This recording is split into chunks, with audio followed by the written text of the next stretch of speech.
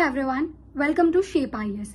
आज हम बात करेंगे एक ऐसी न्यूज की जो काफी दिनों से चर्चा में चल रही है और वो न्यूज ये है कि दुबई यानी कि यूएई के अंदर बाढ़ देखने को मिला है। एक ऐसा नजारा जो कभी नहीं देखने को मिलता है, जहां पर औसतन रेनफॉल ही 9.7 सेंटीमीटर्स होती है। वहां पर पूरे साल भर में जितनी रेनफॉल होती है 2 साल के अंदर, वो पूरे एक दिन में देखने को मिली है। तो ये बहुत आश्चर्य वाली बात है। साथ में हम ये भी जानेंगे इस वीडियो के अंदर कि जो यूएई यानी कि दुबई को हम लोग एक फेमस टूरिस्ट डेस्टिनेशन बोलते हैं, जहां पर इतना वर्ल्ड क्लास इंफ्रास्ट्रक्चर है, आज वही दुबई जैसी कंट्री या ओमान जैसी कंट्री, पूरा की पूरा अरब एमिरेट्स जो है वो ड्रेनेज सिस्टम से जूझ रहे हैं, जिसका पूरा की पूरा ड्रेनेज सिस्टम फेल हो चुका है इतनी भयानक बाढ़ और बारिश के चलते।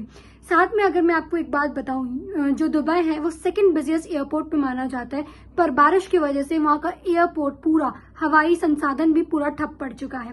तो आज हम इस वीडियो में पूरा जानेंगे कि क्या रीजंस हैं, प्राइमरी रीजंस क्या है जिससे दुबई में इतनी ज्यादा रेनफॉल हुई है। कुछ लोग आर्टिफिशियल रेन और क्लाउड सीडिंग को भी ब्लेम करते हैं, तो इसको भी डिटेल्ड में समझेंगे कि आर्टिफिशियल रेन और क्लाउड सीडिंग क्या होती है।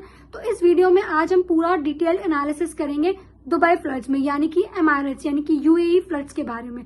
तो शुरू करते हैं आज के इस वीडियो को। तो समझते हैं यूएई में जो इतना भयानक बाढ़ आया है उसके पीछे का रीजन क्या है। तो इसके पीछे का जो प्राइमरी रीजन है वो ये है, अगर आप दुबई देखोगे तो दुबई के आसपास जो है पूरा अरेबियन सी मिलेगा। तो यानी कि जो पूरा की पूरा अरब पेनिनसुला है वो पूरा अराउंड अरब पेनिनसुला अरेबियन सी से कवर्ड है।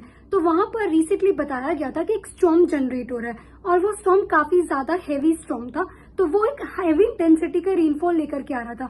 तो उस एक स्टॉर्म ने जो हैवी इंटेंसिटी का रेनफॉल लेकर आया है, उसने जो है Oman, gulf of Oman, Arab Emirates यानी कि दुबई जैसी जो सिटीज कंट्रीज है उन पर इफेक्ट डाला है। तो ये प्राइमरी रीजन है, क्योंकि एक स्टॉर्म जनरेट हो रहा था अराउंड द अरब पेनिनसुला। तो ये एक मेजर प्राइमरी रीजन था। सेकेंड रीजन ये है क्लाइमेट चेंज। जैसे कि आप सब जानते हैं, इतने सालों से, पिछले कुछ दशकों से एक्सट्रीम वेदर फिनोमिनन देखने को मिला है। जहां बारिश नहीं होती है वहां बारिश हो रही है, जहां बारिश होनी चाहिए वहां बारिश नहीं हो रही है। सर्दी में गर्मी, गर्मी में सर्दी, पूरा की पूरा जो वेदर फिनोमिनन है वो पूरा की पूरा बिगड़ गया है। ग्लोबल वार्मिंग भी राइज कर रहा है, सी लेवल राइज कर रहे हैं, ग्लेशियर्स पिघल रहे हैं। तो it is a major factor कि जब हम क्लाइमेट के साथ छेड़छाड़ कर रहे हैं, नेचर के साथ छेड़छाड़ कर रहे हैं, तो वो नेचर जो है रिटेलिएट करेगा और वो डबल और दुगनी स्पीड से रिटेलिएट करेगा। अगर मैं आपको एक फैक्ट बताऊं तो ग्लोबल वार्मिंग में टेम्परेचर जो है अर्थ का वो बहुत ज्यादा बड़ा है।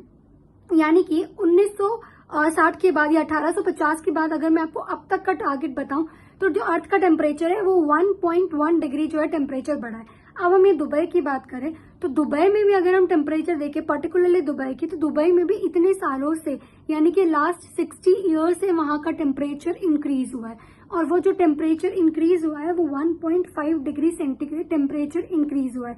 अब आपको जानकर हैरानी होगी कि जिस तरह से हमारा अर्थ का टेम्परेचर बढ़ा है पिछले कुछ दशकों से, पिछले कुछ सालों से 1 डिग्री टेम्परेचर, तो ये देखने में तो आपको बहुत छोटा लग रहा होगा कि बस 1 डिग्री टेम्परेचर ही तो बढ़ा है, पर ये बहुत मायने रखता है। हमारी अर्थ उस इंटेंसिटी से गर्म हो रही है जितनी होनी चाहिए।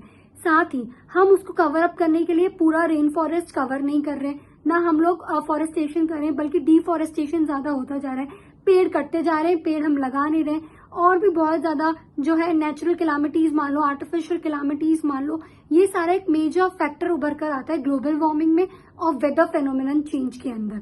अगर मैं आपको एक बहुत शॉकिंग न्यूज दूं कि जो 1 डिग्री टेम्परेचर बढ़ता है ना, उसमें एटमॉस्फेयर में 7% ज्यादा कैपेसिटी हो जाती है मॉइस्चर होल्ड करने की।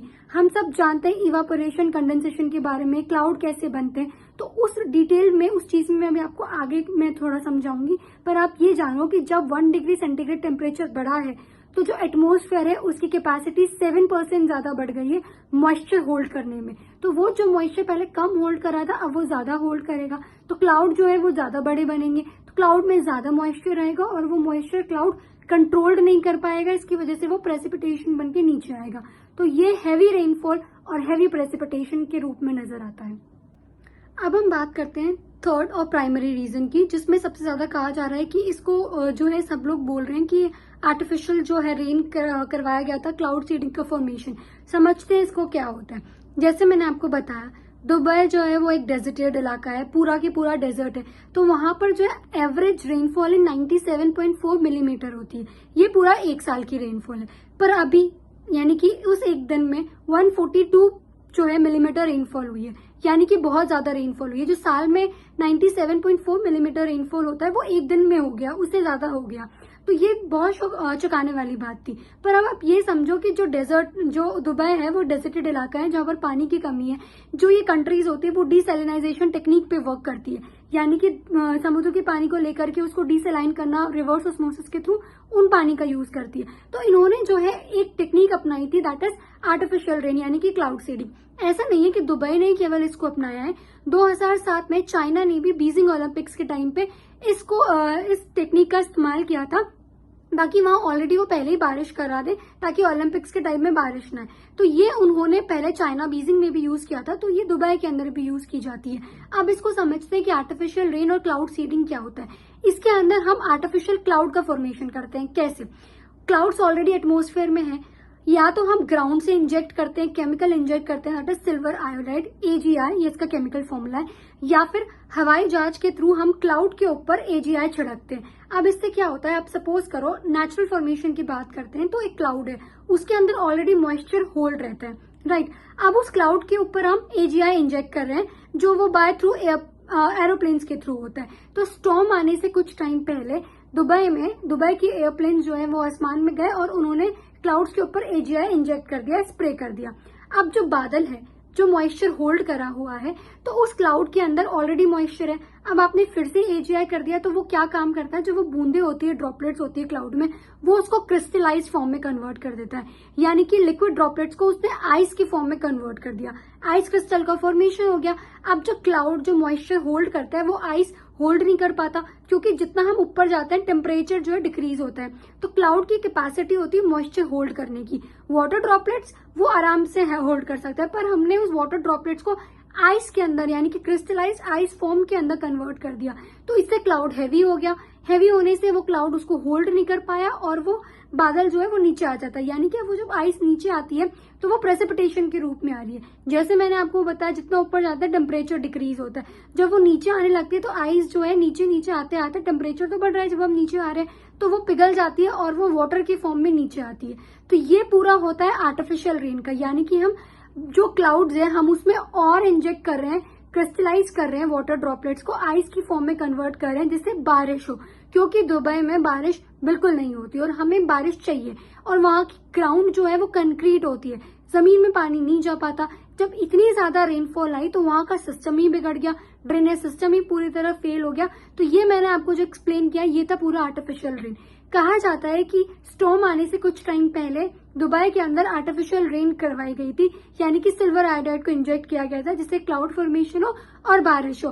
और साथ में जो स्टॉर्म आया, उनकी कैलामिटीज ने पूरा का पूरा दुबई का नक्शा ही बदल दिया। और दुबई और ओमान जैसी जो सिटीज है, कंट्रीज है, उनके अंदर जो है स्टॉर्म बरस के आया और फ्लैश फ्लड्स जैसे हमें देखने को मिला है। आप जानते हैं जो क्लाउड सीडिंग आर्टिफिशियल रेन होता है, इसका इफेक्ट क्या होता है। जैसे मैंने आपको बताया, इसमें जो है नेचुरल क्लाउड्स के साथ साथ हम आर्टिफिशियल क्लाउड ऐड करते हैं, तो हम लोग एक केमिकल इंजेक्ट करते हैं, that is AgI, silver iodide. जब ये बारिश नीचे आती है तो उस केमिकल को साथ लेकर के आती है, तो वो केमिकल जो होता है वो काफी ज्यादा डेंजरस होता है ह्यूमंस के लिए, प्लांट्स के लिए और एनिमल्स के लिए।